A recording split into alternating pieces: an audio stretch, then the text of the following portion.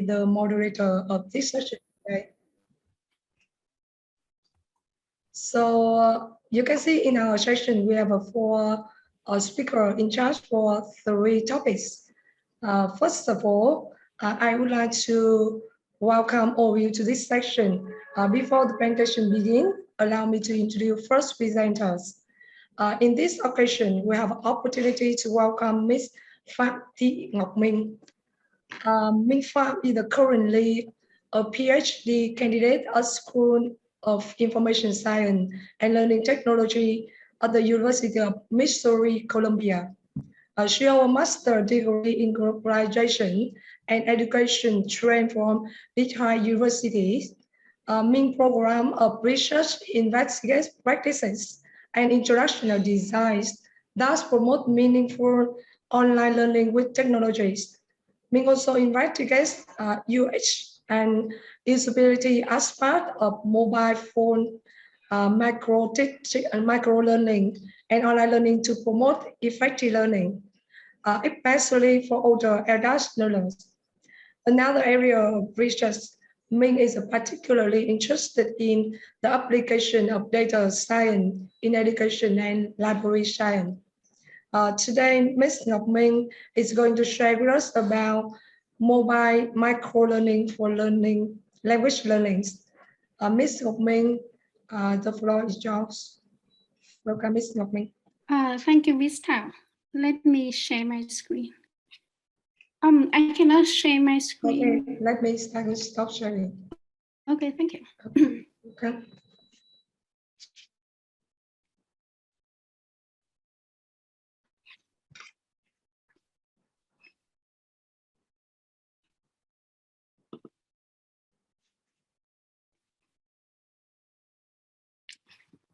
Good morning, everybody. My name is Minh Phạm, and currently I'm a PhD student at the University of Missouri, Columbia. I'm sorry. Okay, here it is. In 2014, I was very honored to be selected as a T fellow and then a Fulbright scholar. And as a T fellow, I attended a 2-month exchange program at Bowling Green State University, Ohio. And then as a Fulbrighter, I attended Lehigh University for my master's degree. And now I am a student at University of Missouri, Columbia. And the topic I'm going to present today is mobile microlearning for language learning. Oh, it's not really working, sorry. Okay, here it is. And my presentation consists of 3 parts. The first one is about Walmart. The second one, we will get to know about mobile microlearning. And the last one is I will introduce some tools to support mobile microlearning. And before we start, then let me ask you, what do you think mobile learning is? I believe that all of us, to some extent, have some experience with mobile microlearning. So let's start with think about 1 or 2 keywords. What have come up in the mind about what mobile microlearning is, and type them in the chat box.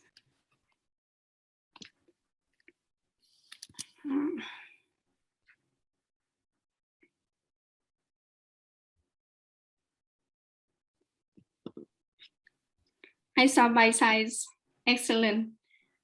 It's too modern, flexible, learning everywhere. Instant feedback. Yeah, I think you got it. And we will come back and dig deeper into what mobile microlearning is to understand more about it in a couple of minutes. Anyway, anytime, excellent.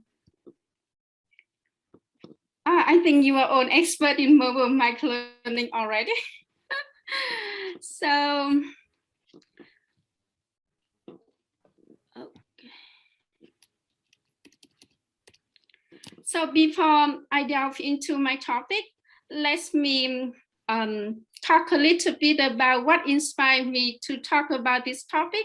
So in 2017, at that time, I was research assistant for the Information Experience Lab. It is a research lab in my PhD program, the School of Information Science and Learning Technologies at University of Missouri, Columbia. And if any of you want to do PhD in the science of information or information organization, the applications of technology for the purpose of promoting learning, effective learning, deep learning, then yes, please contact me. And if I can help anything, then I'm more than happy to do it. So in 2017, we got a contract with a client, and that client wished to identify best practices in using mobile microlearnings for journalists. And in that contract, then we conducted academic literature review, industry report, and did interview with about 10 industrial professionals in mobile microlearning to understand about the design principles of mobile microlearning lessons. And at the end of the project, a couple of publications came out of it, and one of it is the publication unpacking the inherent design principles of mobile microlearning. I co-wrote with my colleagues in the lab, and most of the content in the presentation is from that publication. And when I work on that project, I told myself, wow, there are so many things I think I could apply to teaching English if I was still an English teacher. That's why when I saw the flyer for this conference, I said, okay, I will present about this topic. So what is actually mobile microlearning? This concept can be broken down into two parts. The first part is mobile learning. It emphasizes the content made for small screens, like smartphones or tablets, iPads. And the second one is micro learning.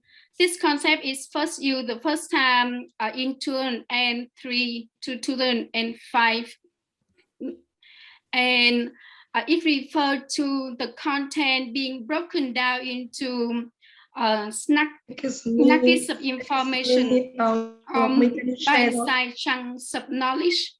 And the content is delivered through small learning units, focusing on short-term learning activities. Excuse me, The purpose of using bite-sized content knowledge and small learning units is to improve information retention for learners. Excuse me, Hello, Miss Ngọc Minh.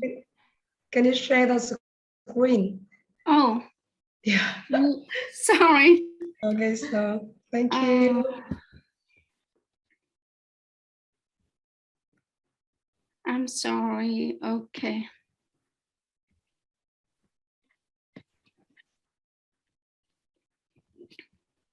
Okay. It is good now. Yes. I think. Okay, sorry. You guys should have told me way earlier. So mobile microlearning in general refer to. See your sharing, Min. I'm sorry, can you repeat? Oh, can you all see Min's screen? I can see it clearly. Yeah. Yes. Okay, Yes. okay, awesome. Sorry, my bad. All right.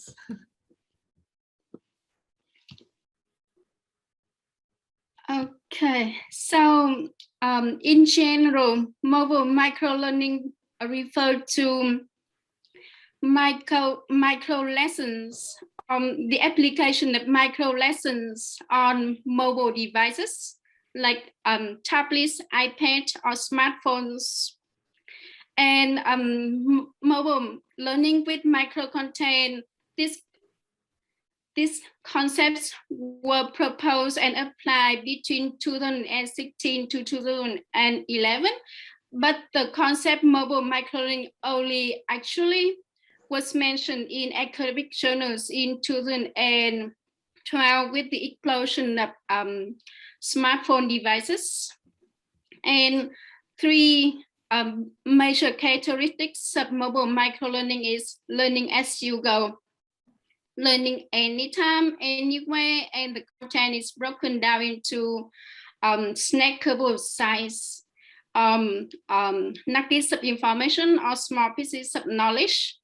And mobile microlearning, it didn't appear in the academic in the very first place. In fact, it happens was a result of training purposes for employees in corporate companies.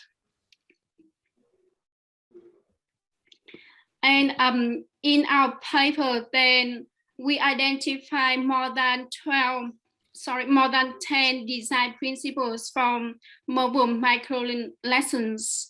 But in this presentation, I will talk about the 8 learning principles, which I think, important, more important than the other ones. The first one is minimalist design. We know that when the content is made to fit into small screens, then we have to trim a lot of trivial details. So the first principle is keep everything linked to fit the small screen. The second one is learning on the go, which means that when you design mobile micro lessons, then you should choose a platform or a shell which allow learners to have the online as well as offline access. In order to do so, then the app or the platforms should have a provision library or archive system or save and watch a later functionality. And in terms of the instructional flow, then when I did the interviews with participants, then many of them emphasize the integration of aha moments when somebody design mobile micro learning lessons to motivate the learners to engage with the learning content. And aha moments can be something surprising. It can be an interesting fact, something. You think that you can hook the learners in the very first place. And after the aha moment, it should be the purpose or the objectives for the lesson, followed by examples and practice, and then instant feedback. And the next principle is for each small unit, then it should focus on only single object or concept at a time. The result, the literature review as well as the interview indicate that from each unit, then it should last about 30 seconds to no more 5 minutes for mobile micro lessons. And the next principle is the content should be provided into a rich variety of formats, including multimedia materials, quizzes, videos, animations, simulations, games, flashcards, for example. And when learners do mobile micro lessons, then they should be enabled to personalize their learning experience. And if the system have the dashboard in which the learner can track their own learning progress and customize their learning goals as they wish, then it would be an ideal environment for them. And another key feature on the key design principle of mobile micro lesson is it should provide the learners with instant feedback system. It can be emotional feedback, through the using of icons, or it can be cognitive feedback, but learners should have the instant feedback about their performance on the spot, so they know what they need to work on. And based on the feedback, then the feedback will have to tailor on the following subsequent learning activities based on those feedback. And last but not least is mobile microlearning lessons should promote the interactions and collaboration for the learners. Interaction can be the interaction with instruction designer, the instructor with the fellow students or learning materials. But when the lessons target mass number of students, then it's quite impossible to interact with instructor. Then the lesson should have the interactive materials for the learner so that they can apply and practice what they have learned through the some functionality like drag and drops, or using games or quizzes. Some examples of some mobile microlearning apps which apply those principles like Magush or Socratic. Magush, if you have taken GIE or GMAT, then you know that it is an online test preparation app that help us to prepare for Socratic tests and exams. And Socratic apps, it is an app developed mainly for high school students. And those apps, they have videos, they have step-by-step explanations, help learners to study with flashcards, and allow learners to study topics and subjects at their own pace or speed. And on the content, some of the key principles we identify in our paper can be clearly seen in those apps. For example, on the lessons and units that on the learning unit that they focus on only single objective or concept at a time, and learning content is broken down into small pieces of knowledge for students to learn, and the content is rich in format with the integration of games, videos, and quizzes for learners to learn. And both the apps, they have the dashboard so that learners can track the learning and they can customize their learning as well. And students can, when they practice or complete quizzes in the system, then the system provide them with instant feedback.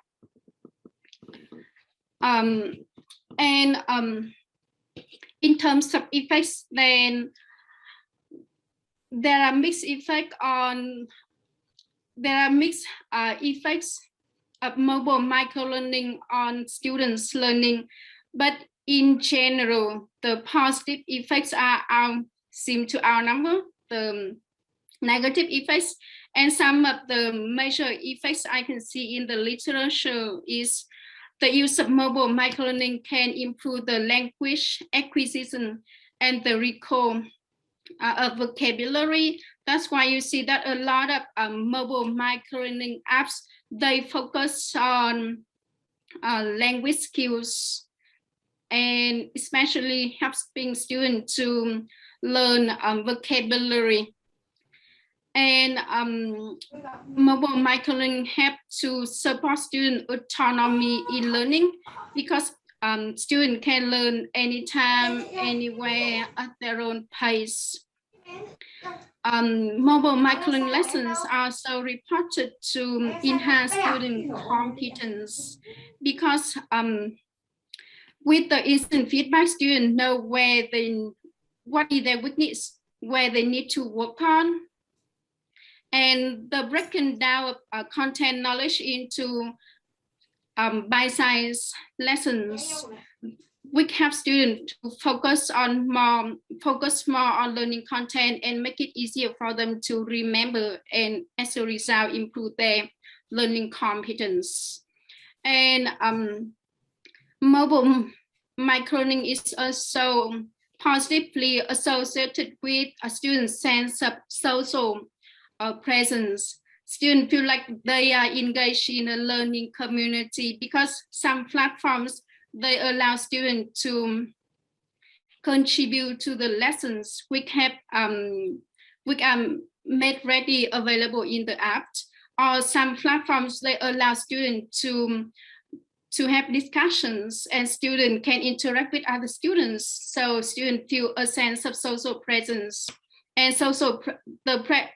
the sense of social presence is reported to positively correlated with student performance and learning achievement.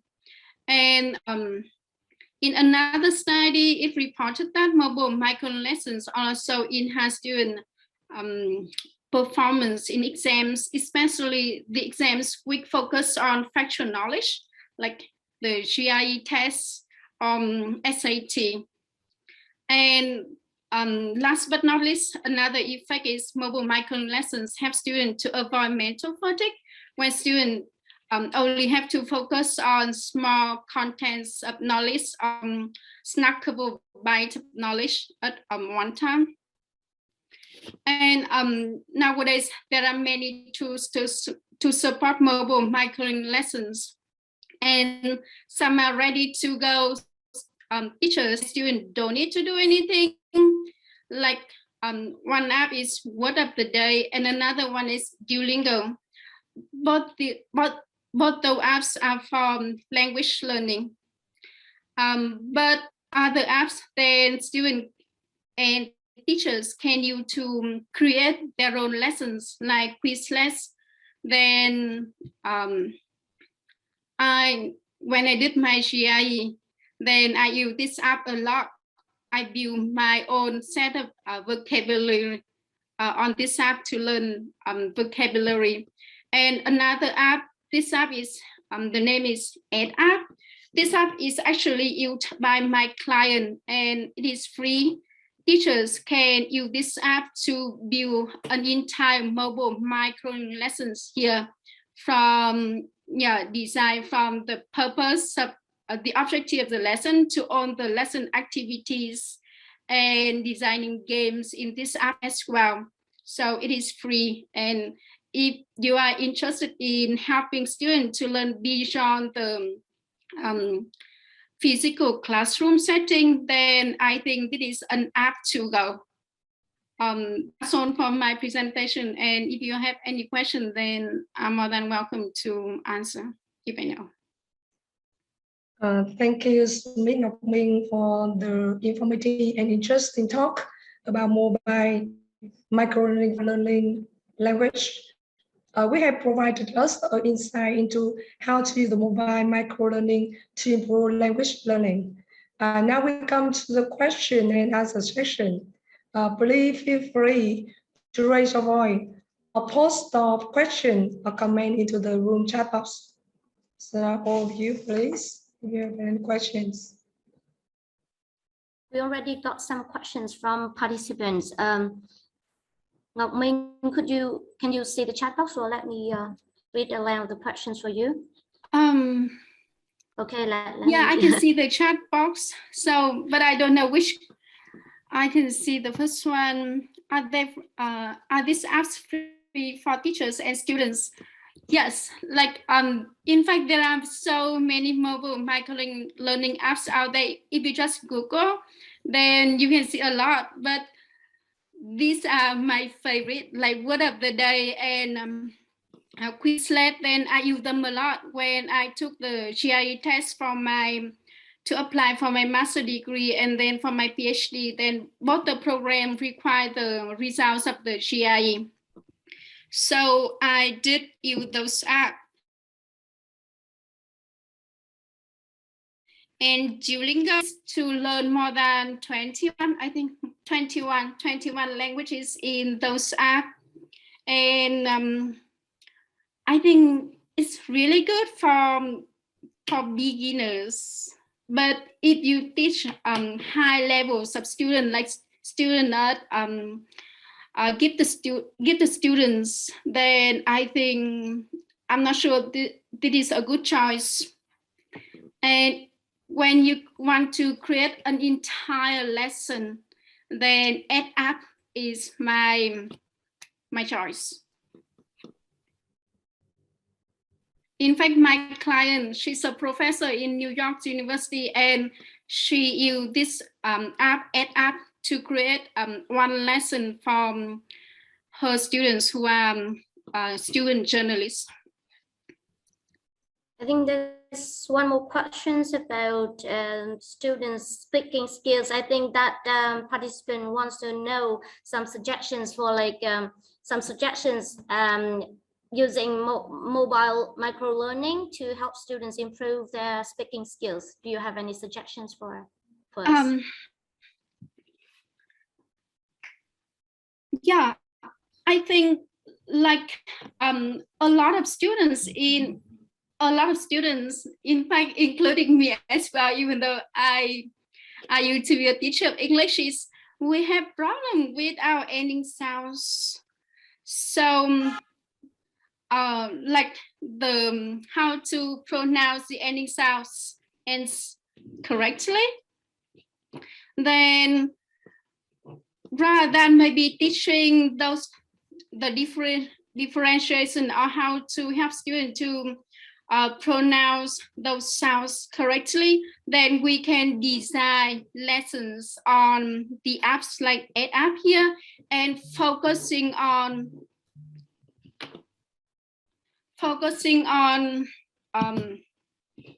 one ending sound at a time, and then tell them, design on the learning activities you think that is necessary for students. You can integrate all kind of games, videos, YouTube, everything like you do in the physical lessons or Zoom lesson with our students.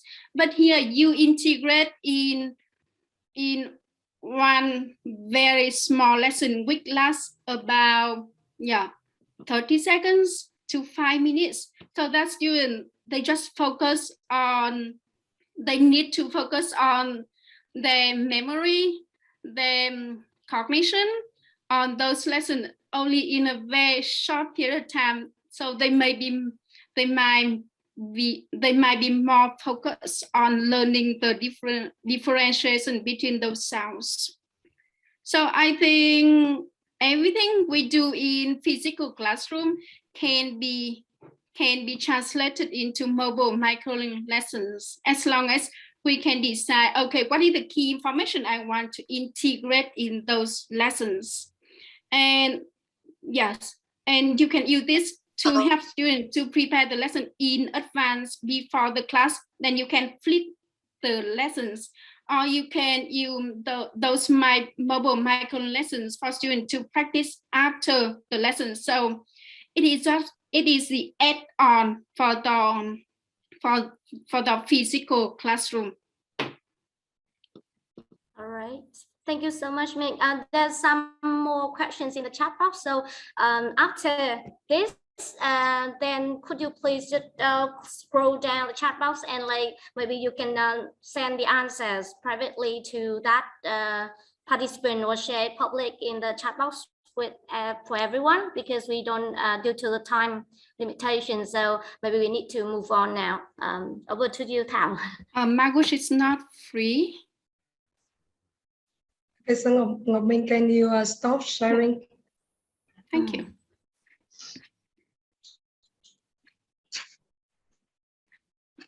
Okay, ladies and gentlemen, finally we come to the end of the first section.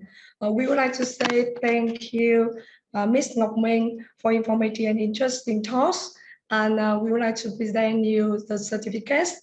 Thank you for the wonderful presentation. Hope that we have a more discussion on this topic. Okay, so you can look on the chat box and answer all the questions from the participants. Now let's welcome the second presentation today. We have two presenters. First, Ms. Han Ngọc, and second, Ms. Hong.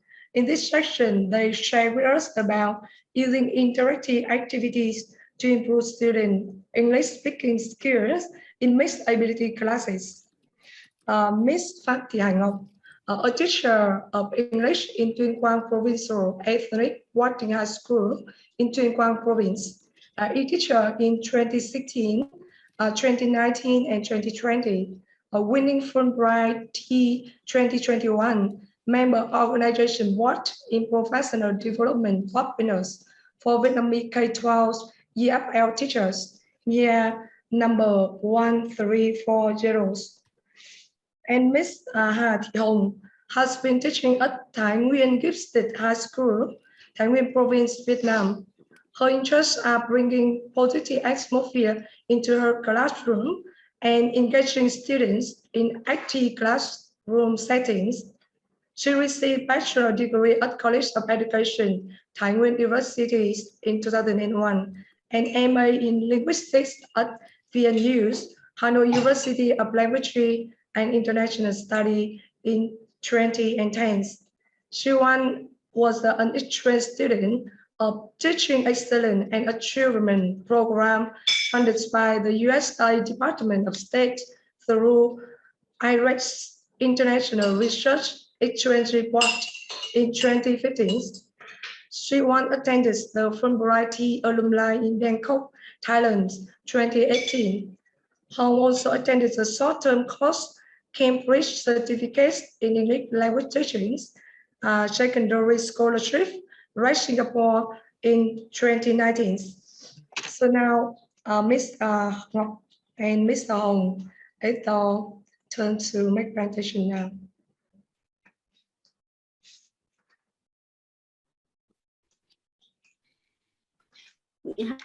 Hong, can you share screen? Hong.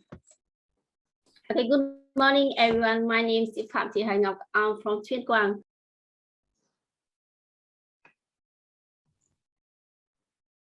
Okay. Okay. Good morning, everyone. My name is Phạm Thị Hải Ngọc. I'm from Tuyên Quang. Today, I and Ms. Hà Thị Hồng from Thái Nguyên will present one of the topics that we were interested in. That is using interactive activity to improve student English speaking skills in mixed ability classes. Ms. Hà Hồng, please share screen.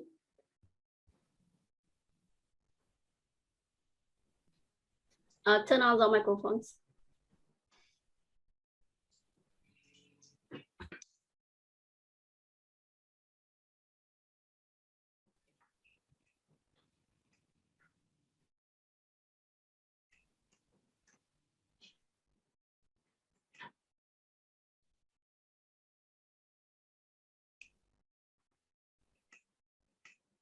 Okay. Good morning, everyone. Today, we would like to share with you how interactive activities are implemented in our speaking lessons and how our students are encouraged to develop their speaking skills. This presentation is divided into three main parts. The first part is a brief introduction of Thái Nguyên Gifted High School and Tuyên Quang Provincial Ethnic Boarding High School. Then, in the second place, we would like to talk about our teaching experiences and findings. And the last part will come some recommendations for language teachers to use interactive activities to improve English speaking skills in mixed ability classes. Well, let's start with the first one. Welcome to Thái Nguyên Gifted High School at Tuyên Quang Provincial Ethnic Boarding High School.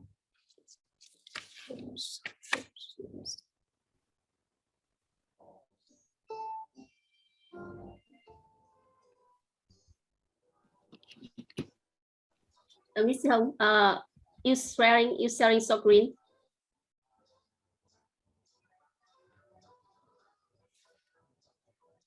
Sorry. Can you? No. Yeah. Wait. What's wrong? I can say I can see source not sharing. Okay, wait.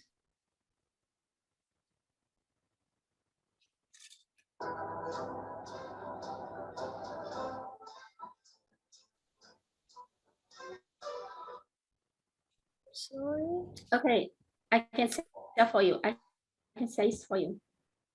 You can stop sharing and I can share for you. Yeah. Okay. Yes. Okay, wait for me. Wait.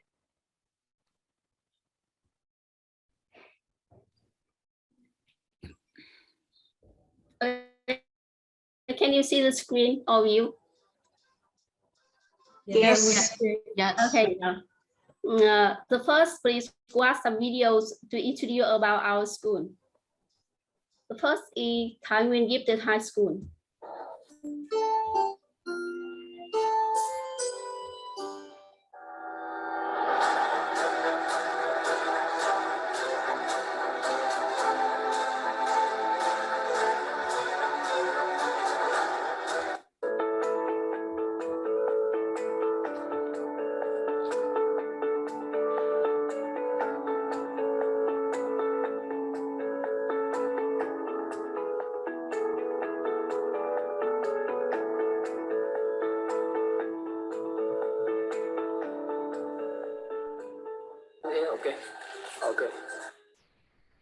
Okay. Okay, and next is our school. And next is some information about our school.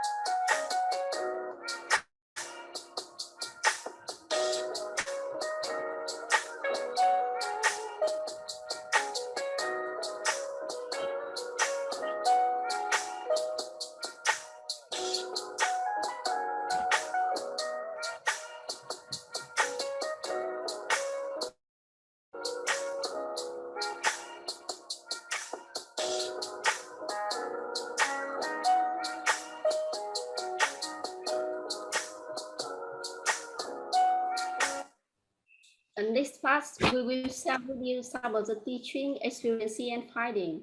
The first is some common characteristic of the student in both high school. Thái Nguyên Gifted High School and Tuyên Quang Provincial Ethnic Boarding High School share something in common. And we think that they are the advantages of us when we carry out the interactive activity.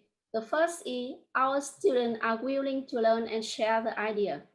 And besides, they are very creative, collaborative, curious, and studious. In the school education system, gifted high school and boarding high school are among specialized high school. I mean here trường chuyên biệt. That's why our students are selected in urban areas, rural areas, remote districts of the province. We have Kinh, Tày, Nùng, Giao, Sán Chí, and other ethnic minority groups in a class. In gifted high school, we have English majored and non-English majored students in the school. And you know, in a language class, we often have students with different levels of English proficiency.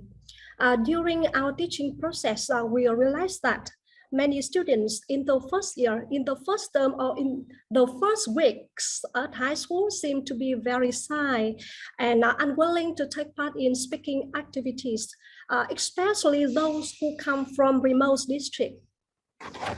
One reason for their shyness is that they are not confident to speak out in front of the class.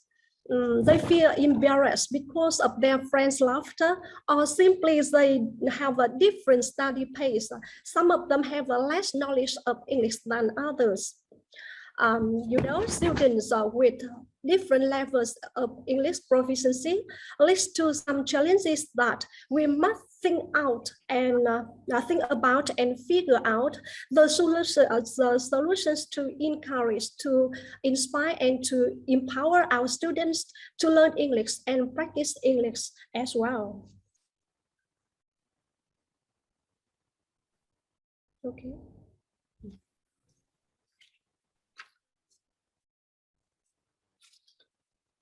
Yeah, to mention about our English students' levels in a class, we experience some challenges. So first one, learners have a numerous study pace. They are shy and embarrassed to interact with teachers and other students in the class during speaking activities. However, we see that students from different background knowledge, different cultures, they have a different cultural identities.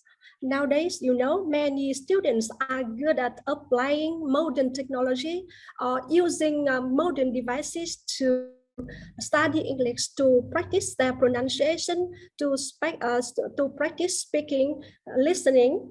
Some expert on math, physics, chemistry, informatics subjects, while others are expert on literature or geography. Some students who come from rural areas or the remote districts have a good knowledge of farming, agriculture, forestry, and the natural habitat.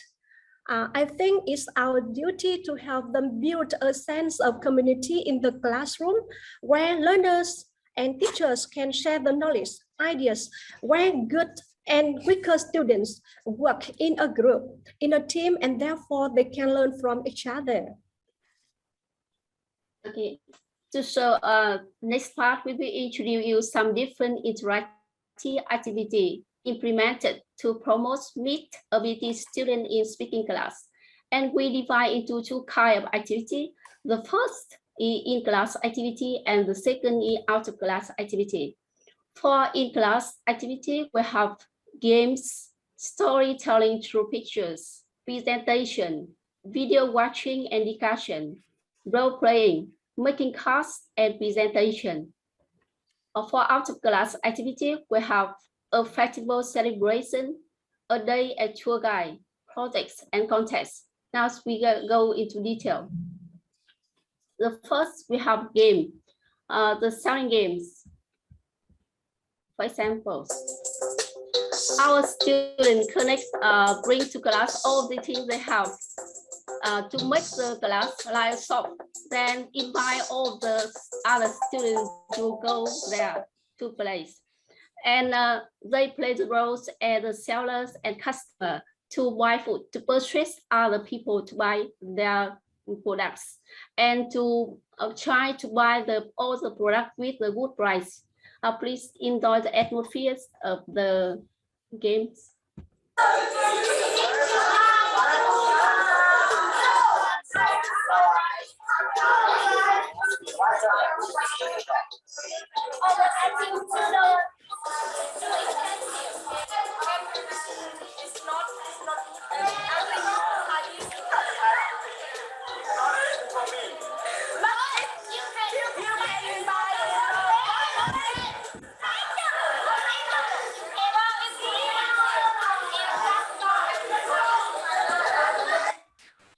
Yes, it's very funny. And next, we have students play some game. For example, who am I? The teacher prepares some piece of paper for students to write down their name, their dog, okay, they think of, and some of their characteristics. To then they move around the class, try to communicate with other students. And by what way our students have a chance to practice speaking and have chances to activate their vocabulary. Another game our students like playing very much is Who is Master Chef. And in the game, students learn how to say about foods, how to cook some dishes, and how to say about some ingredients used for cooking. And many other games that I and Missy Ho apply in our class. For example, who is faster or don't drop the balls. Another activity that we have in our class is storytelling through pictures. The teacher prepares some of the picture related to some story and the story related to the topic of our textbook, then bring to the class. Or the teacher may help students to draw their own story. Then we divide students into different groups. In the class, the student try to make out the story or try to retell the story by their own language. By what way we activate our student vocabulary, develop their critical thinking, and the teacher will be surprised by their creation. Another activity I think that my teacher use in the class is presentation. The teachers, some of the tasks in the textbook may be difficult for our students because our student in mid ability. So that we design the task so it is more suitable for our student.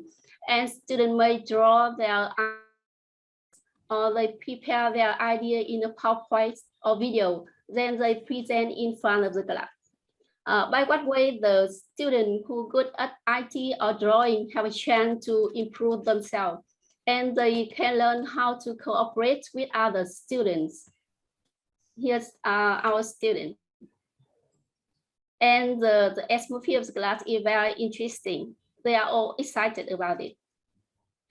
Another activity that we use in our class is video watching and discussion. The teacher prepares some of educational video, have a student to watch it in class. Then the student will discuss about the event or the thing happened in the videos, or what do they think about it, what's the lesson they can learn from the videos.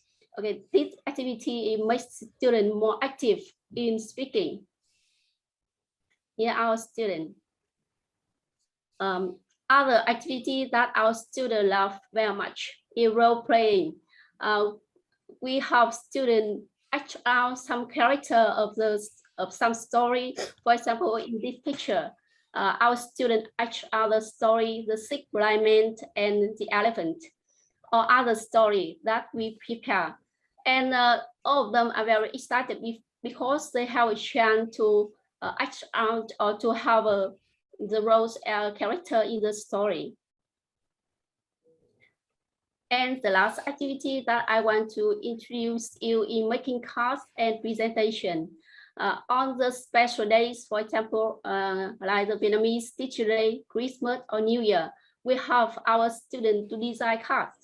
Or the cards, for example, the thank you cards for the teachers on the teacher days, then they give it to the teachers. Or the New Year card, then they will make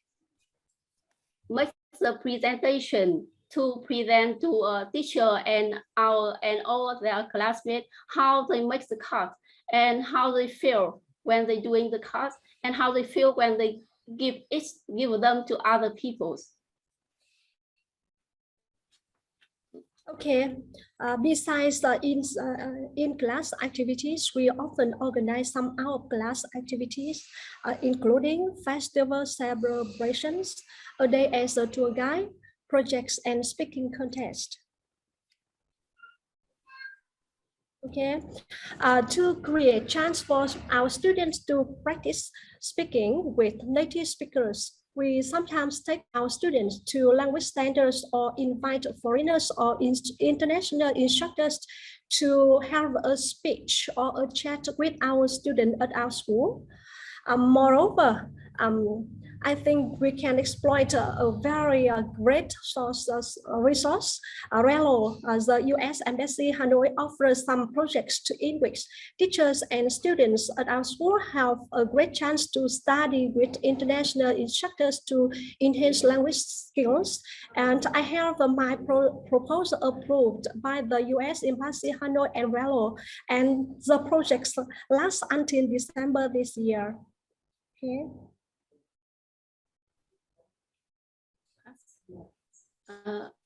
Okay. Another project that we often do in class is helping our students. For example, this project we call No One Left Behind. We have the student who good at English to volunteer to teach other students who have difficulty in learning English. And by what ways they will improve their solidarity, cooperation, and both the weak student and the good one have a chance to improve themselves and improve their speaking. Because we are boarding high school, so that the students stay and live in school, and we have a great amount of kitchen waste, so that after the class, our students go to the school kitchen to collect all of the waste, then bring it to the garbage tank. In there, they use the bioproducts to compost all of the kitchen waste into the organic fertilizers, and then they use it for their vegetable garden. And all of these activities, they have to present in front of the class how they do it, and what is the and they report it in front of the class about their project. Okay, let's come to our American Hangout project, where my students can have a chance to learn to speak, to practice speaking with international instructors.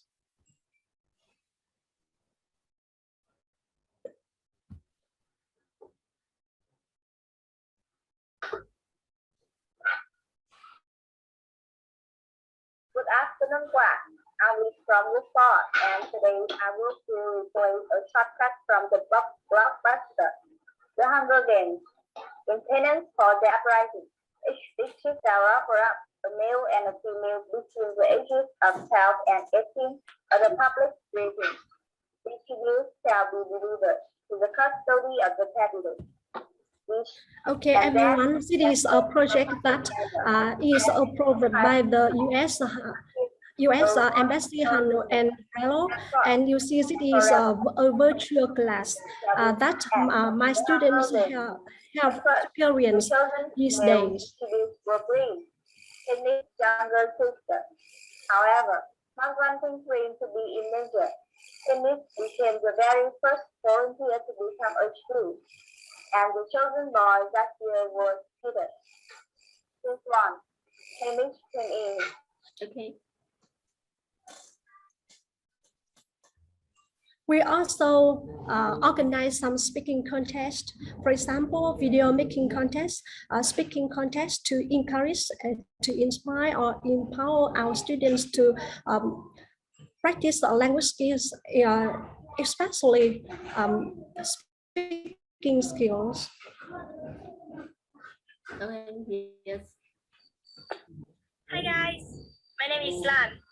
Yeah, I'm standing on a tea plantation of my village. You know, my village is located next to the 37 highway in Mỹ Bằng commune in Sơn District. Okay, thank you, Hải Ngọc.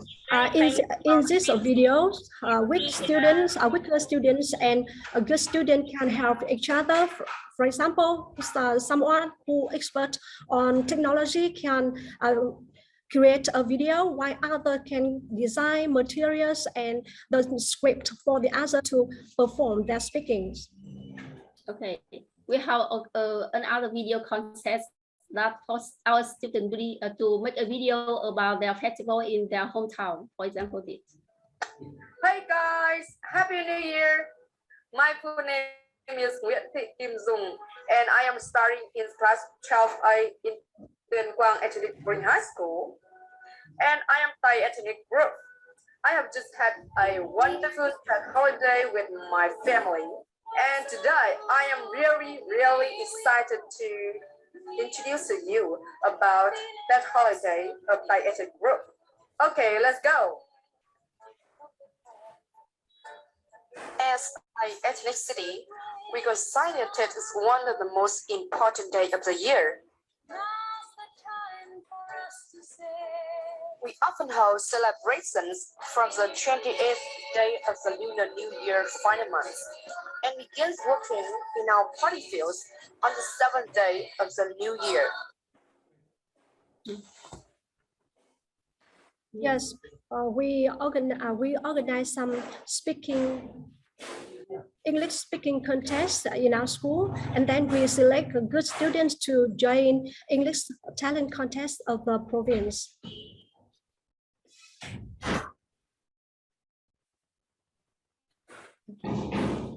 And to have clear evidence about for our student improvement in speaking, we carry out a survey for 100 students and in 3 classes. Before and after, we use the interactive activity in class, and we use questionnaires and situation for our students to speak out. And we can see from the charts, in the first month, the number of students who don't dare to speak is about 70 students, and the number of students who are confident in speaking is about nearly 30 students. But in the 4th month, everything is changed. The number of students who are confident in speaking English is more than 70 students. And we also compare the design of students in speaking tests with the total test of 2 points. We compare in the 2 school year, the 2020, sorry, and the 2022 and the 2021 school year. And with the total mark of 2 points, in 100 students, we have, in the first school year, we have 21 students who get the higher mark. But in the next year, the number is twice as many as. So that we believe in what we have done.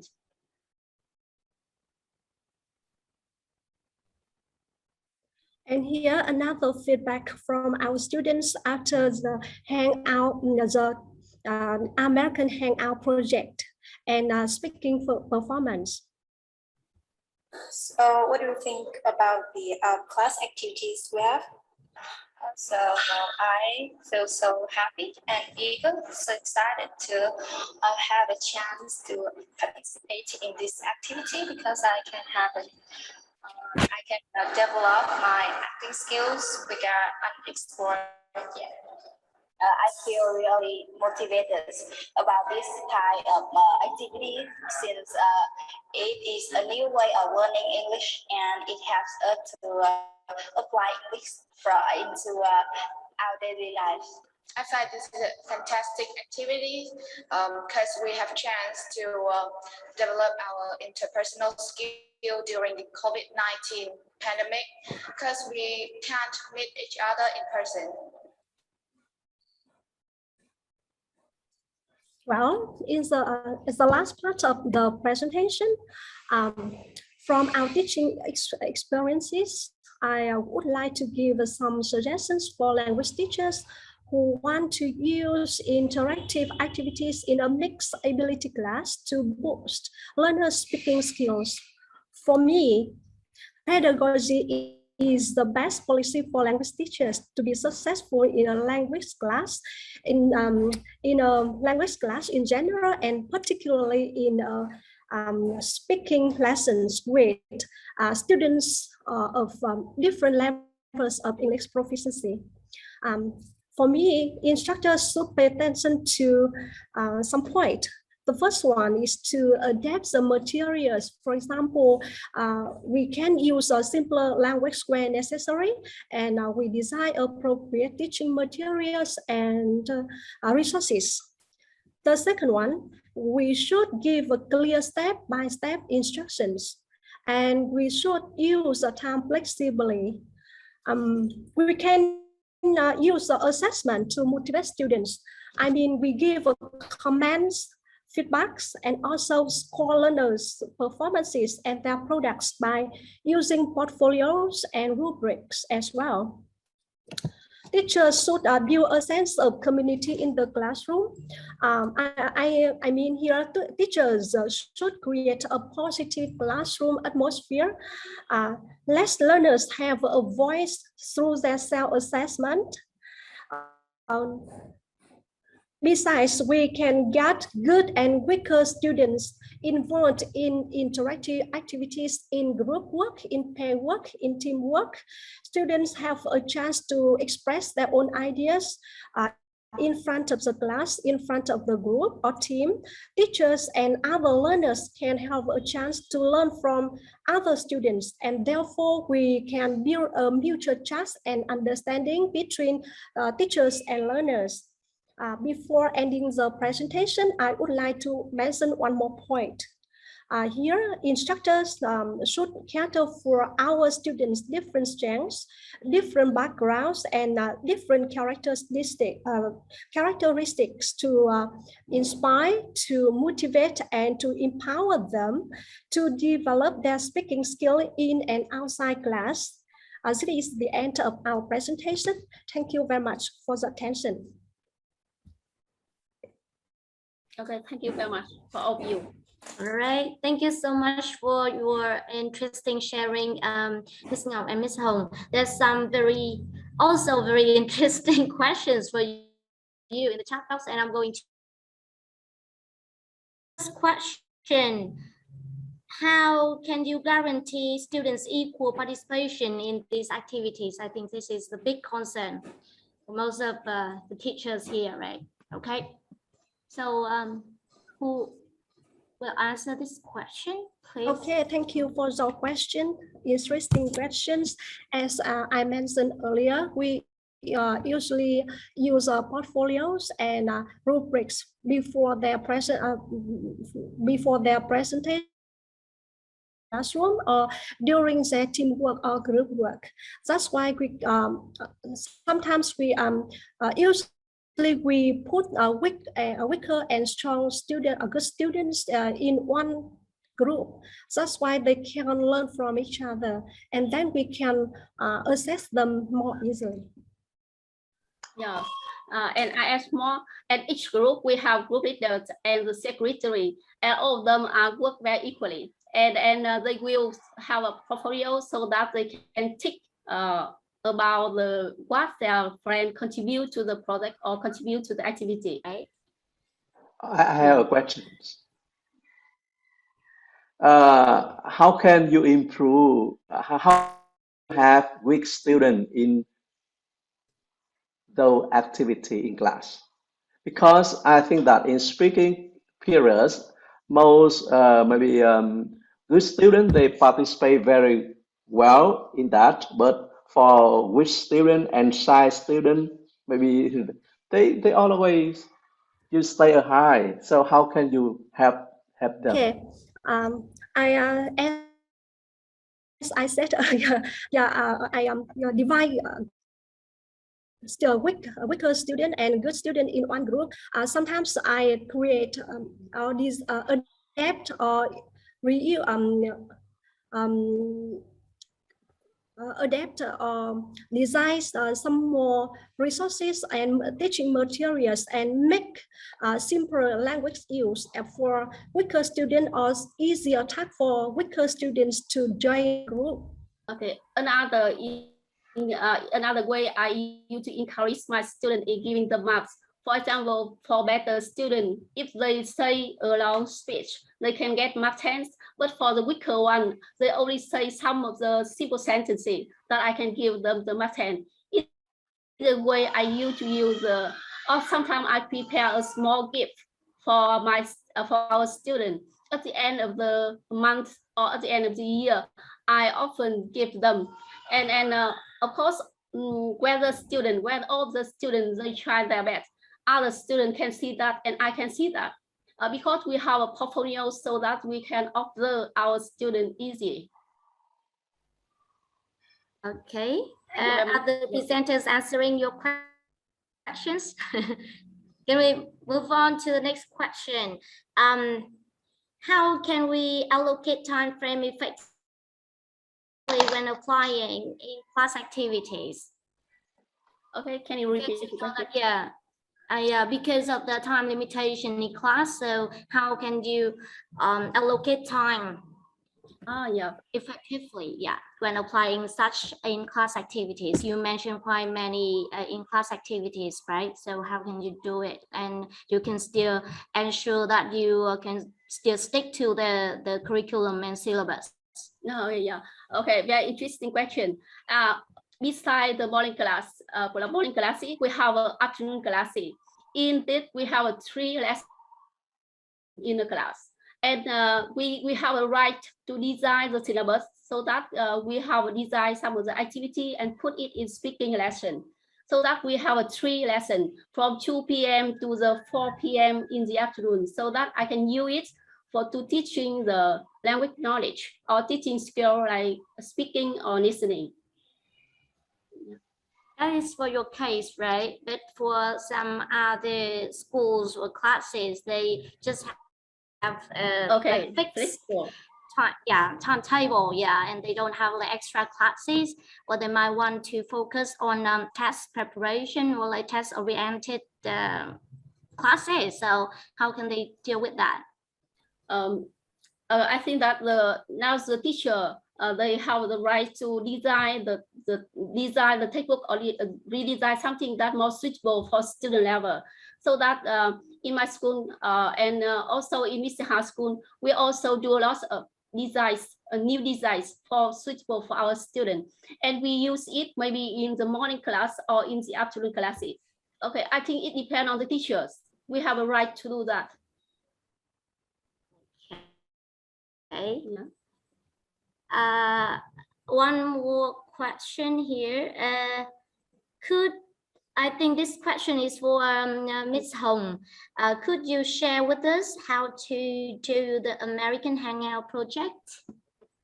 Okay, that's so simple. Please follow the Relo fan page, and you can see when Relo offers a small grant for this project.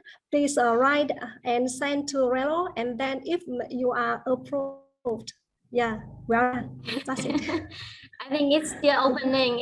It already opens for this year already. I think one participant raising her hand. Please, Ms. Tang, please turn on your microphone and ask our presenters two questions. Tang, I'm here, and thank you for giving me a chance to ask you a question. I am really impressed with the variety of your activities that you carry out for your classes, and I am thinking of your because you have carried out a lot of activities, and do you ever think you will run out of ideas for the activities, because it is sometimes boring to do the same activities year after year? So how can you deal with new activities? Do you ever, for example, you have a meeting among the teachers and think of new ideas for new activities for new school year? And how have new ideas for new students for new school years? Yeah, that's my question. Thank you very much for the question. Okay, I often follow many groups. Professionals. We follow many groups, and we learn many things from the other group. And Tang is also one of the person that I learned a lot from her. Yeah, she have very interesting activity in class, and many other teachers here, I learned a lot from them. I joined a different group, and I learned from the other teachers, and we make our English community, so that the community is stronger, and we stronger, and we are stronger. I think so. Yeah, I think it depends on our students, and depends on our unique content. We do not use all in a term. We use these in-class activities and out-class activity during the school year, not in a month or in a unit. Okay, we can use the, for example, last year we organized some activities, interactive activities in a speaking lesson, for example, presentation, video making, speaking contest. But this year, as you know, I applied my project, and fortunately, yeah, my project was approved, and now my students experience a virtual class with international instructors, and I think it is a great chance for them to learn language skills, especially speaking skills. All right, thank you. One more question. You mentioned portfolio a lot in your answers, right? And we know that there are different kinds of portfolio. Would you please explain in details what kind of portfolio you use, and give us some kind of templates or like some suggestions how you can encourage students to keep track on keep working on their portfolio? Yes. Okay. We send you a link in the chat box, so that you can get to our portfolio. Nice, thanks. Yeah. I think I still some more questions here. All right. There's one question regarding the app that I'm not so sure if that is the teacher or students use, but I think the participant is interested in the video you show on the screen. There's some students on in different frames, and they ask about the app that you use to make such videos. Okay, it's not it's simple and easy, because I recorded from Zoom, because my students are experiencing virtual classes. When I organize the speaking performances for students, I usually record them. And then how could you put them into different frames, like small frames, like what you already showed on screen? Okay, these are very easy, because please see on the right corner up of the screen, you can see the word view, and you can see immersive screen. Yeah, you can choose the screen for the students if you want. Maybe if you have some time after the Q&A session, please type the steps in the chat box so that people can follow easily. All right. I think we still have time for one last question here. That's it. Thank you. Is that Miss That's Lien? it. That's it. Yeah, that's it. Yeah. All right, nice. Okay. The last question from Mr. Hung. What kinds of motive games that used in your classroom? Motive? You mean like motivating games? Motivating? I'm not so sure. Yeah, I think motivating, right? I'm not sure if I get it right. I mean, that motivated games using in the class, because the student needs more games playing to encourage them in order to engage them to understand more about your lesson. Thank you. Yeah. Okay, I have a book. You mean the new ways in teaching speaking, and a book. We have a series of games that more suitable for our students. And I think that I will send the link of the book in the chat box so that you can download it. All right, very nice. Okay, thank you. Thank you so much.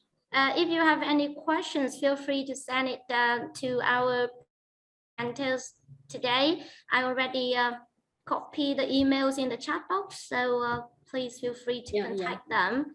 later on. Let me share it again in the chat box. Okay, so over to you, Miss Thảo. Okay, thank you, Xuân Ngọc. Okay, so ladies and gentlemen, finally we come to the end of the second presentation. Okay, so once again, we would like to say thank to Miss Thảo Ngọc and Miss Hồng for the wonderful sharing and a lot of information from you. And so this is a certificate for job presentation, Miss Thảo Ngọc and Miss Hồng. Okay, so I think I see there are so many questions from the audience, but we don't have much time to answer all the questions face to face. So after this presentation, you can look at the chat box and try to answer as many as possible. And so now I think Dr. Mr. Ngọc Diệu, can you turn on the microphone? Sorry. Okay. So now please welcome the final presenter today, Ms. Nguyễn Thị Diệu Thúy. In this section, she's going to talk about sentence practice for improvements in paragraph writing skills. Nguyễn Thị Diệu Thúy has been a teacher of English at a gifted high school in Hà Giang for 18 years. Effective teaching methods for mixed ability classes and enthusiasm are appreciated in her lectures. She try the best to improve their theoretical and practical knowledge in order that the gap between the students and those in big cities and those in the developed countries can be bridged. She had chances to acquire new ways of English teaching when she took a 3-month English course in San Pablo, the Philippines, and a 9-month one in Kansas, the USA. When she was in the USA in 2015, she had an opportunity to attend the TESOL conference in Kansas City. Upon return to Vietnam, she made a presentation on IT application in teaching English at TESOL in 2016. She is interested in applying IT into teaching English and pondering on effective ways to teach English as a foreign language. She can be reached at thuy@gmail.com. Now, everyone, please welcome our presenter, Ms. Thuy. Over to you, please.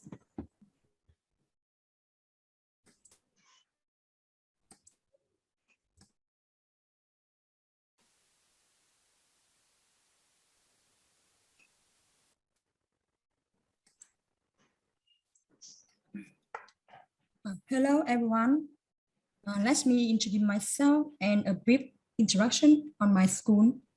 My name is Thuy Nguyễn. I have been teaching English in Hà Giang Gifted School since my graduation in 2003. You can see some pictures of my school. There are 24 classes with 7 disciplines. Some clubs were set up for students to help them to relax after days of hard work. In the English club, annually, we hold some events in the hope that these events can help them to improve their English and get more motivated in learning English. That's just some information of my school.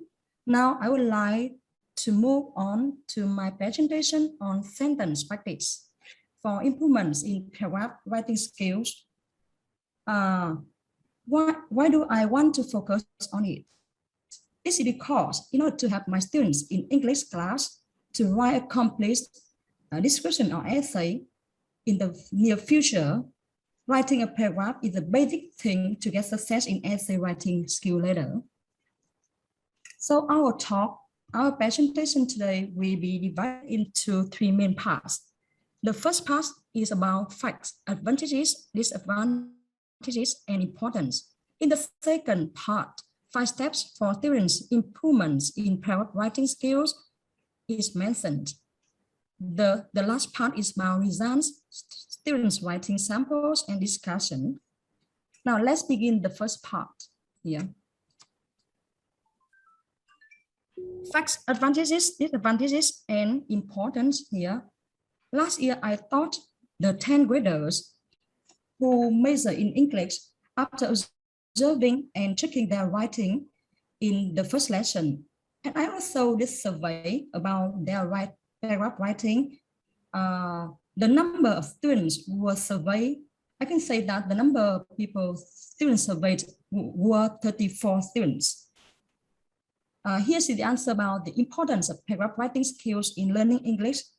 The pie chart showed that nearly 80% of students said that writing paragraph is important and very important. And also how often they write a paragraph, or how often they wrote the paragraph when they were in secondary school, when they were in grade 9. The pie chart illustrates that 82.4% and 88.8% did it sometime and usually respectively. And how about the scores at the beginning of the semester, the first semester of the school year 2020-2021? We can say that 15 students got marked 6.5 to 9, and 16 students got marked 5 to 6. There were still 3 students with mark 4 and 4.5. As I said before, their measure is English.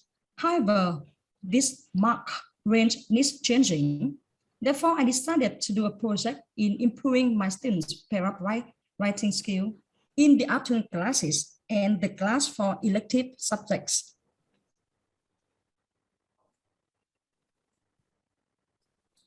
Let's talk about the advantages and disadvantages before I doing the project. When it comes to advantages, students have lessons on paragraph writing in grade 9, and also they have some basic grammatical knowledge. Turning to disadvantages, they lack language knowledge, common knowledge, and paragraph structure. This means some mistakes they often made while writing is subject and verb agreement, use of wrong collocation. In terms of common knowledge, they do not have ideas to express in their writing. Some of them do not remember how supporting ideas, explanations, and examples are arranged in a good way. In order to help them to be aware of its important paragraph writing, the foundation for writing essays is communicated to students, especially it's very good for students who want to study IELTS later. Besides, I said to them, having a good command of English helps them to be admitted to some prestigious universities, such as Foreign Trade University, National Economics University, and so on. And also it's a chance for them to get scholarship to study abroad, study in the countries where English is the official or the second language. And also the future life, job opportunities are ahead for them. Based on the mistake they made, I designed lessons with sentence practice, then move to paragraph writing. So here are 5 steps for students' improvements in paragraph writing skills. So step 1, paragraph structure. Step 2, topic sentence practice and useful structures. Step 3, concluding sentence practice. Step 4, expanding sentences. Step 5, supporting sentence practice. For helping my students to practice writing paragraph, most of the paragraph writing I focus on opinion paragraph or paragraph about benefits or drawbacks of some topics. So let's start with step 1. Paragraph structure. As I said before, paragraph structure students learn when they were in grade 9. However, some of them don't remember.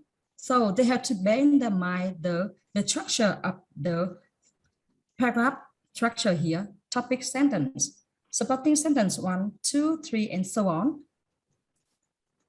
In order to help them to revise how the paragraph is organized, I can use some activities that are available in the textbooks, in the lessons in the textbooks. And I also can design some other activities to help them to memorize, to bend their minds the structure of the paragraph. So they should remember this structure of the paragraph. And then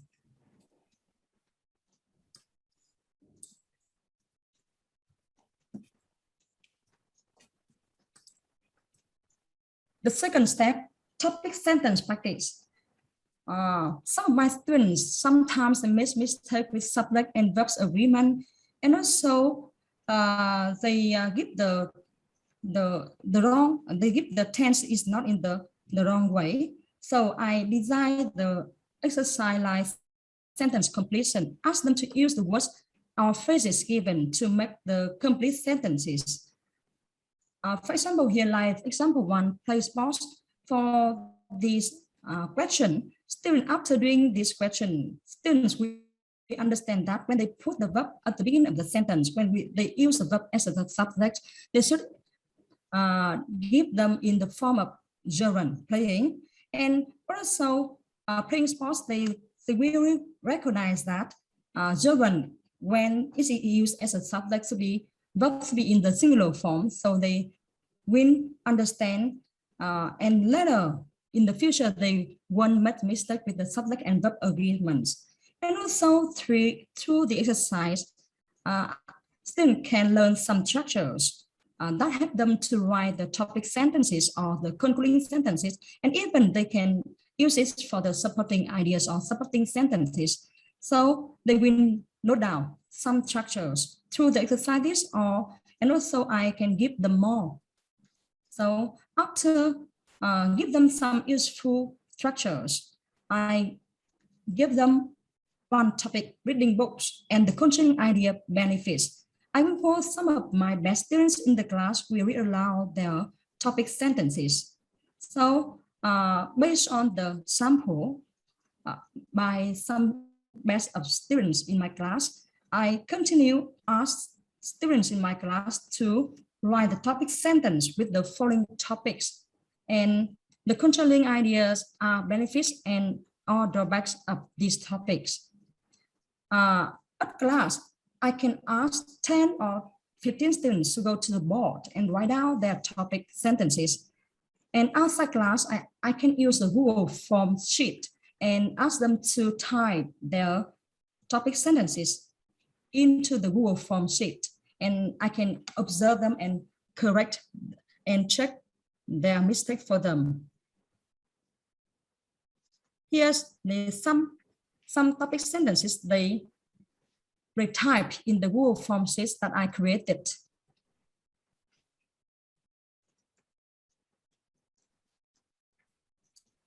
Step 3. I continue ask them to write after knowing how to write the topic sentences. I ask them to write the concluding sentences with the same topics, with the same continuing ideas, benefits, and drawbacks. I said to them that you have the same ideas, but you have to use different structures to express the same idea. And one example for them, I will give them one topic sentence like reading books bring us many benefits. And also the concluding sentence, they can imitate inclusion. Is it undeniable that book, so on. After give them the sample for topic sentence and concluding sentence, they have to write the concluding sentences. I did it the same as for topic sentence. I call them to go to the board and write down on the board. And also at home, they have to type their concluding sentences in the Google form. And the next step is expanding sentences. As you know that most of my students, when they write sentences, they often use simple sentences. Sometimes they use compound sentences. So in order to help them to write the longer sentences, I help them by give them some example about the way to expand the sentences like this one. For example, students can expand sentences with words or phrases they can use adjectives to expand their sentences. Like this one of the problems nowadays is environmental pollution. So one way you can expand the sentences like this one of the most serious problems nowadays is environmental pollution. Another way for expanding sentences here, we use adverbs. In the example here, I underline 3 verbs here: believe, taken, and improve. So we can complement for the verb by use some adverbs like I firmly believe, or taken we can use here should be taken immediately, and for the verb to improve we can use greatly improve. However, here when we use firmly, immediately, greatly, it's a lot of adverbs for this sentence. So sometimes we can use only two adverbs here. No need for us to use the third one. And of course, we can use the third one here to greatly improve. It's okay. So also they can use prepositional phrases to expand the sentence like this one. For each error is decreasing, so they can use the prepositional phrases like at an unprecedented speed to make the sentence longer and more meaningful. And one way to help students to expand the sentence with clauses, students can use relative pronouns like this one, who, which, whom. Example like this one, normally students only write people should not eat fast food. So in order to make it longer and to write the complex sentence, we can ask them to use people who suffer from high blood pressure and obesity should not eat fast food. After help them how to expand the sentences, I move to the last step here, step 5, supporting sentence practice. I will design an exercise and I ask them to use the suggested words and phrases in the correct form to make the complete sentences. For this one, after doing this one, students will know some structure that can help them to write the complete sentences, and also some linking words to help them to link the ideas to make their paragraph more convincing. Like first and foremost, for example, in addition and inclusion. After this one, I give them a whole paragraph with suggested words and phrases and ask them to complete all the sentences with these words and phrases. After they finishing these sentences, they can have a whole paragraph about the benefits of internet in modern life. For this part, I can ask them to write a paragraph of about 100 and 120 words about the benefits of this topic: Facebook, homework, housework, studying abroad, living in the city, also other topics. So in order to collect their writing, I can ask them to write in papers and hand it to me, and also I can ask them to send it through the website. Now I move to the last part of my presentation here. It's about the results, students writing samples and discussion. Let's see their scores, their mark of the midterm test. For the midterm test, I designed the test with the part paragraph writing. I give them 2 points for paragraph writing. So here the results. We can see that students got mark 2. And we can say that when changing to 10-point scale, we can say that 100% students got mark over mark 5. Okay, score 5 above. Compared to bar charts at the beginning and in the middle, at the beginning and also at the middle of the first semester, we can say that more students got mark 8 and 9 and 10. So we can see they have made progress in writing paragraph. And also here some students writing samples. They had to write 5 topic sentences here.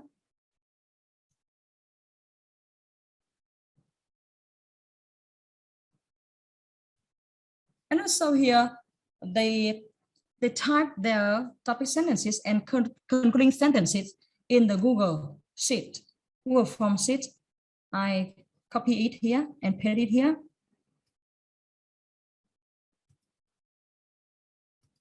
So in my class, there are 34 students. So when they type their topic sentences and concluding sentences in the Google Form sheet, I created 3 Google Form sheets from 10 to 12 students in a Google Form sheet, so I can observe them when they writing their topic sentences and concluding sentences. I ask them to do it at the fixed time.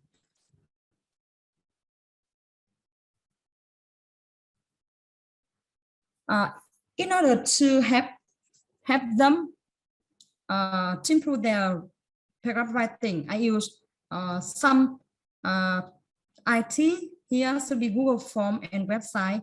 I will show you the Google Form I use, the Google Form sheet I use to collect my students' writing.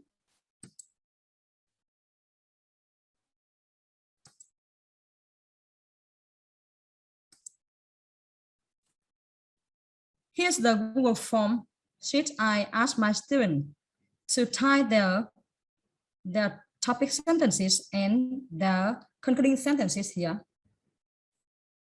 I asked them to type their name so I can know who wrote it or who wrote them. And so it's easier for me to correct the mistake when I use the Google Form.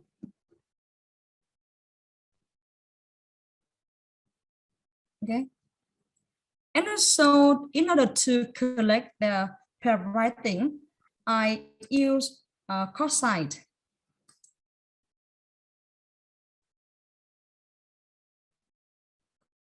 Course site, wait for me.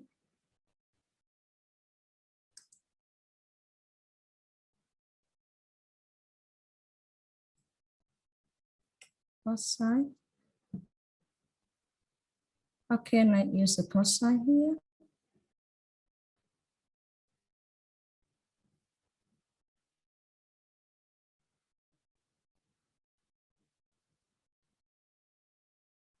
So, well, let's see. How can I connect to my course site content here?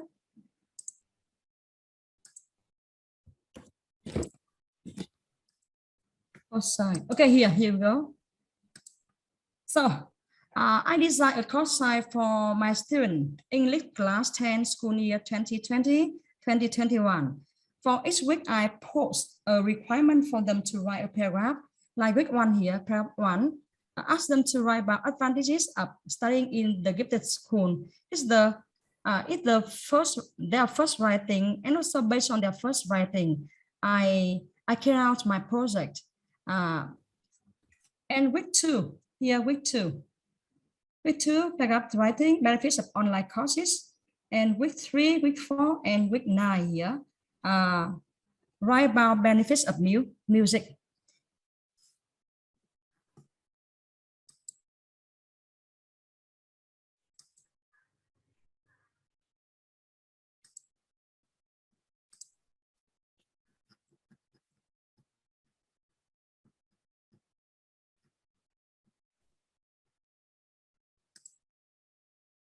So in order to help my students to improve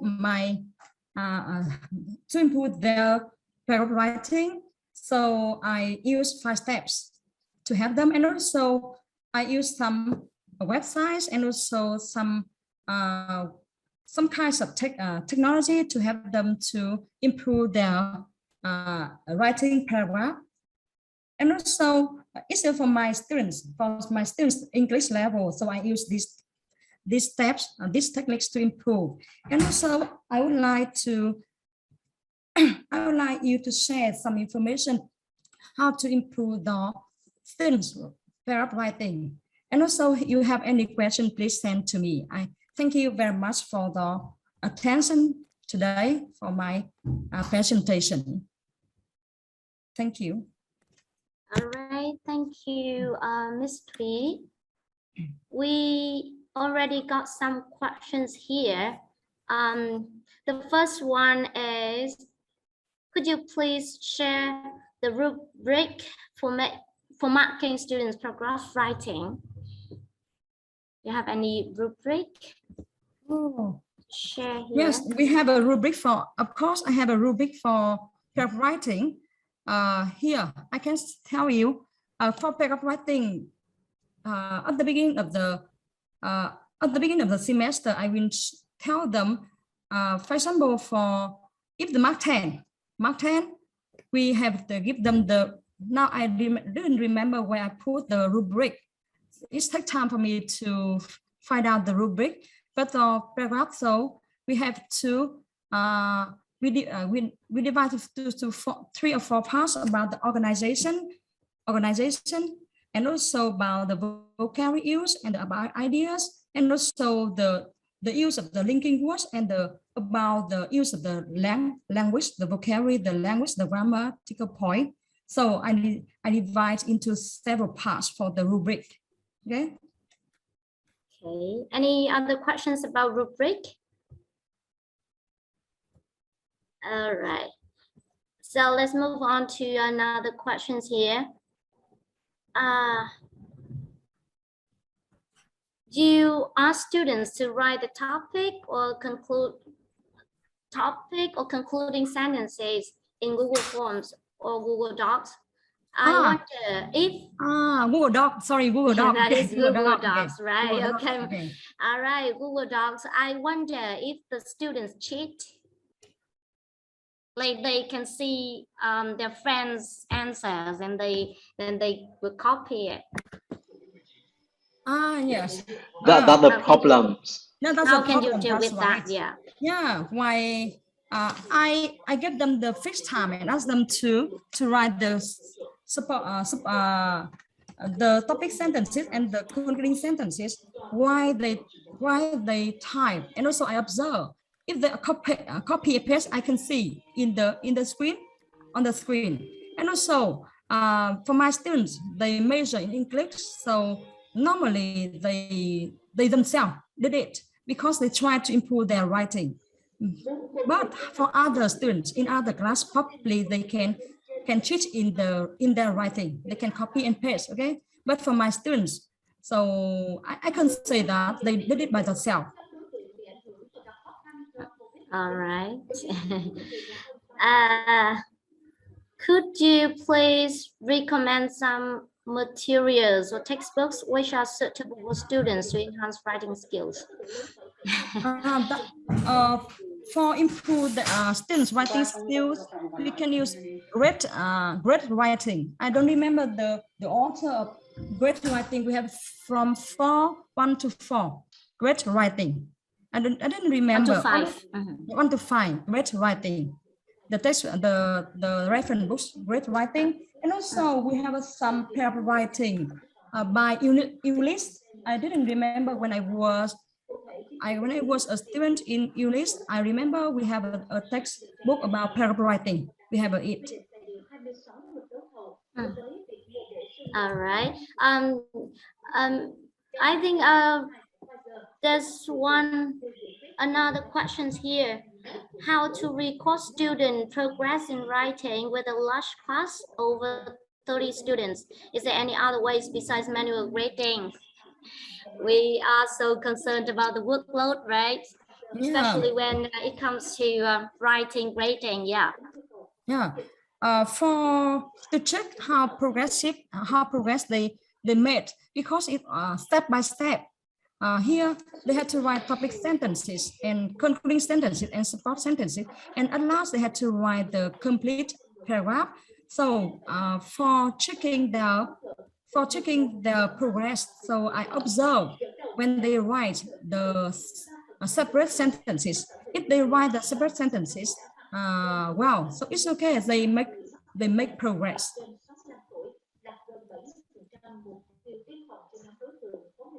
Okay. All right. Thank you.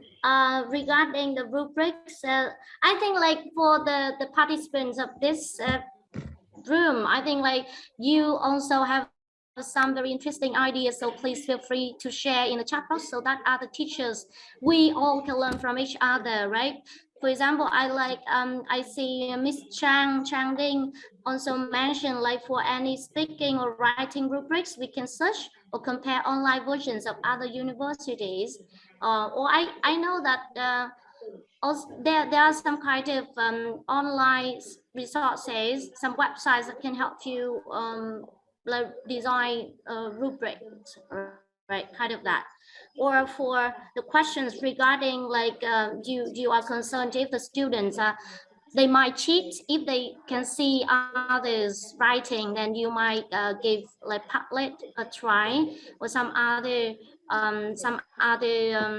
technology tools, edtech tools that you can moderate students' answers. You can decide whether to share that answer to everyone, when and how. So yeah, you can definitely check out some edtechs. Thank you. Let me see. Yeah, how how can you manage again the concerns about cheating? We should believe in our students, but sometimes that happens. How can you manage cheating students while some of them are typing at the same time when we have like in class activities? Not like Yeah. We can say that cheating is unavoidable for students, but if they want to copy their friends' writing, so it's up to them. If they don't want to improve, we can control the class in the possible way, as possible as we can. But we should believe in the students, and students should be honest in their doing. Okay. All right. Feel free to ask some follow-up questions if you think the presenter could share more about that. Could you recommend some materials for primary students? Yeah. For primary student, I remember we have some right. I can type here. Right. 1, 2. Yeah. Right. Okay. I can type in the chat. Right. That is a good material for primary students. Right. Yeah. We have some more questions here. Did you teach your students about the writing process? What about cohesion and coherence? Did you guide them, and how did you do that? Do you have any suggestions for the participants? Also for the exercise completing for step 4, I remember for step 4, I designed the complete sentences with the words and phrases given. And at the beginning of each sentence, I give them some linking words like first and also addition and conclusion. So to link the ideas together, to link all the ideas together, so they can use the linking words.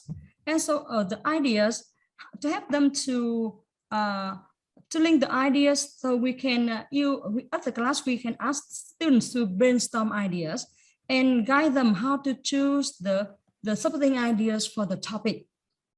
So it's better for them. Right.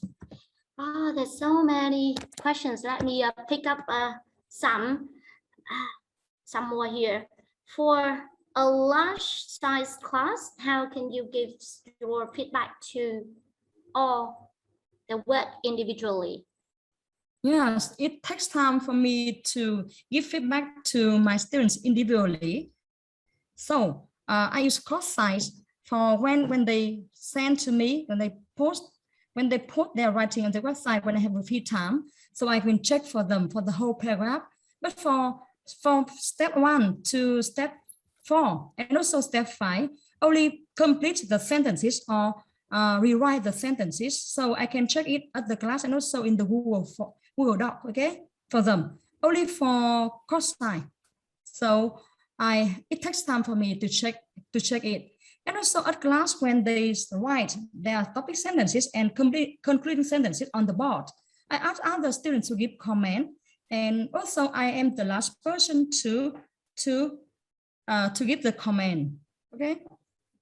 All right, thank you. I can see that Mr. Đặng Trần Hà, he would like to ask you one question. Now, please go ahead. Okay. Nice to see you, Đặng Trần Hà.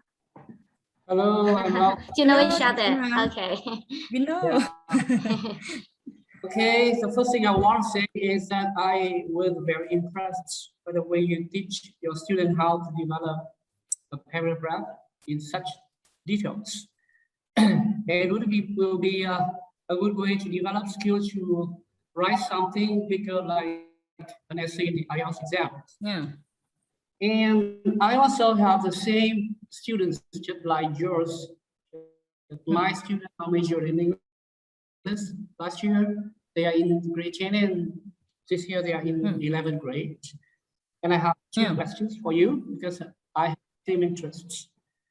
The first question is, do you use any other writing materials or course books besides the textbook from the Vietnam Publishing House? And the second question is, how often do you assign your students with writing tasks? Yeah, thank you very much for the question. For the first question, as I said before, beside the textbooks, I can use other materials like great writing, and also we can find out some materials from IELTS book. Okay, so for IELTS books, we can base on the how to improve writing an essay, especially for argumentative essay or solution or cause and solution. So based on this one, I can design the exercises for my students for improving writing paragraph. Move to the second question. For the second question, how can I how can I assign my students? How can I give my student assignment? So I use the course site. I use the course site. Is how often? So for this project, so 9 weeks for them. So I will include their thing. In the course site week 1, I ask them to write paragraph about benefits of studying in the gifted school. Next, the second week, I asked them to write about, I don't remember the second topic and next topic, and the last topic is the second topic about online courses, benefits of online courses. So you mean you every week. Stop focusing on the writing paragraph after the week 9? Yeah, stop after week 9 because it's the middle. Week 10 is the middle test at our school. Week 10 is the middle test at our school. What do you do after that? After that, for writing, we move to writing essay. We move to writing essay. Okay, yeah. Just one English. Yeah, I know. I know I'm a little bit greedy, but I just want to know the ultimate goal. Do you teach all your students to prepare for the IELTS exam, or you just teach them to write essay because you just want to do so? For the part writings, I also help my students to improve their writing for graph description and essay writing. So I focus much on 2 kinds of the writings. So in the future, it's good for them for the national test examination for outstanding students, and also good for them when they take part in the IELTS examination. Okay, I have just one more and I will stop, okay? Yeah. Are there any of your students who have taken the IELTS exam just to get advantage into the university entrance exam? Yeah, for my students this year they will be in grade 11. So hopefully after grade 11 they will take IELTS test. Now for students in grade in grade 12, 10 of more than 10 students got IELTS score. Yeah, they enter university with the IELTS scores. Some students enter diplomatic university with IELTS score 7. Okay, I know some of them. Okay, thank you. Thank you for your answers. I have a lot more, but I think that I should stop here. Okay, thank you. Thank you for the questions. Yeah. Thank you so much. You two can have some catch up after this presentation, right? After this conference. Hope to see all of you after the second wave of COVID-19 pandemic. All right. Thank you. Maybe we can have time for one last question. Here, could you please share the ways to observe students and some useful tools to evaluate students' writing? Yeah, when teaching online, especially teaching writing. Okay, let me check the course site.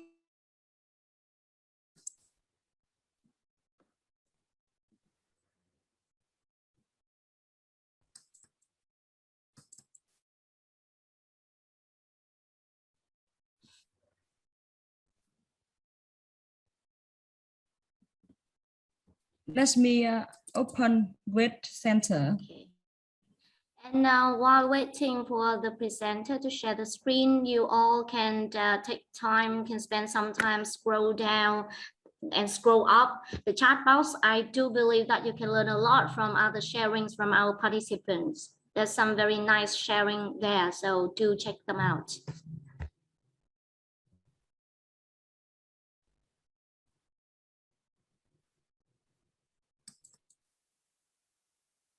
See some some comments from Linh Trần, Miss Linh Trần and Miss Trang Ding. Also, I can tell you that in the course site, there is one part here for Grade Center. In Grade Center, we can see student assignment. The internet is slow, so it takes time to open here. I will show you.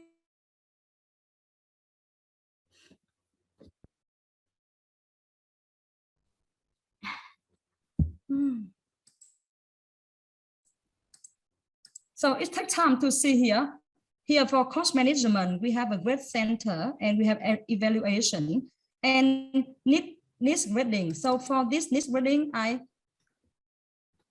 lot of things here. So paragraph writing here, we can see here, paragraph writing.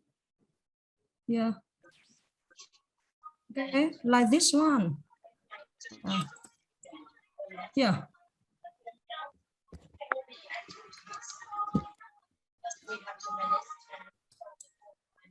It's difficult to. So when I will turn on, the paragraph here, probably for.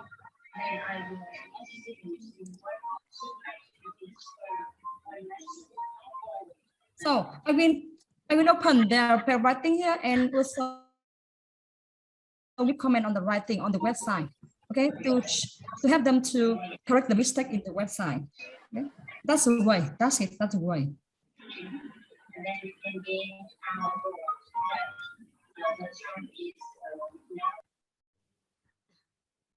All right. Thank you so much, everyone, and thank you so much for the active participation in the Q&A section. And thank you, Ms. Thúy, for sharing very detailed and practical ways to improve paragraph writing skills through sentence practice, which is very useful for both teachers and students to improve the quality of teaching paragraph writing and learning to write paragraphs. And we would like to share a big thanks to your great presentation. And now we are happy to send the certificates to our presenter. Let me share again here. Oops. Okay, so thank you so much for spending time sharing with us very insightful and practical ways. And that already brings us to the end of the final presentation, and also this session, this parallel session. We would like to thank all our presenters. And hopefully you all have already had some valuable knowledge, experiences as takeaways after the talk, and we can have further discussion on this topic. I already shared all the emails of the presenters in the chat box, so feel free to reach out to them if you have any further concerns or questions. Ladies and gentlemen, that brings us to the end of the session today. And on behalf of Brillo VTA VTSO Association and the audience of this session, we would like to thank you all again for your sharing and discussion. And thank you all our lovely audience for your active participation. One more time, thank you. And hopefully we will have more opportunities to share and learn from each other in the future. Let me share some very important links. So can you see my screen? Oops, sorry. Here. So you can see there are some links there. You do follow Relo and VTSO fan page and also VTSO websites for the future professional development opportunities. We do have many more in the future, so do follow so that you will not miss any professional development opportunities in the future.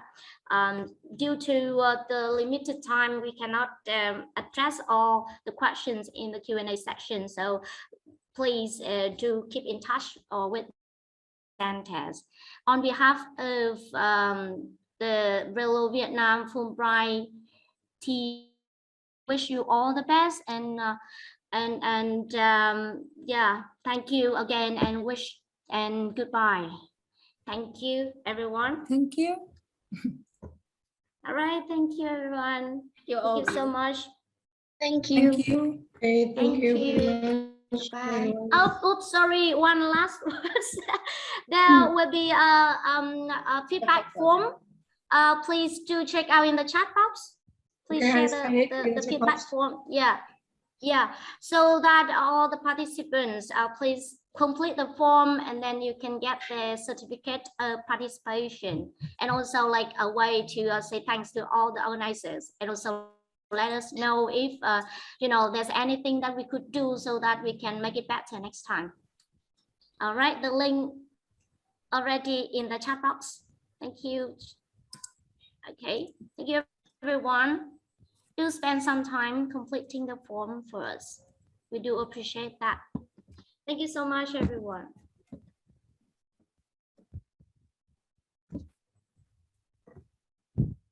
Các bạn Hiền nhá. Chào bạn Thúy. Thúy ơi, xem email đi. Tôi mới gửi cái đấy. Ngọc ơi, chụp hình chứ. Quên. Thế mà mọi người mở camera chúng ta chụp vài bức hình trước khi gặp nhau nhé. If you are still here, thank you so much for staying until this time. Please turn on the camera so that we can have a group session. Group photo, right? All right. If you are interested in any presentation, do send an email to the presenter, and I think they will be very happy to share with you the PowerPoint. And for the recordings, all the recordings will be uploaded to the VTSO Association website, so do check out.